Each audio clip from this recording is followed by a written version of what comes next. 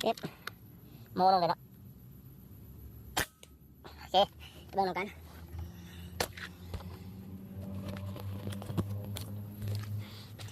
หาประกันเลย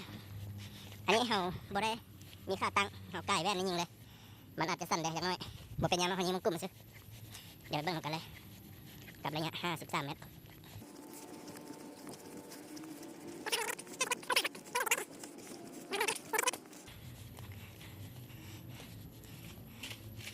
นี่เนาะ10 นัดกลุ่มฝาขวดเอาเป็นกลุ่มเนาะอันนี้กลุ่ม10 นัดเด้อเขายิงกะใส่จุดนี้เนาะอันนี้ฝาขวดอันนี้ใส่เลยบางทีตกลุ่ม2 ลูกเนาะเรือนี้ก็อยู่ในกลุ่มเบิดนี่อยู่ในฝาขวดน้ำเบิดนี่ระยะ50 เมตร10 ลูกแล้วนี่ออกแต่2 ลูกเนาะอันนี้เขาตั้งกล้องนี่หาประกันเลยระยะนี้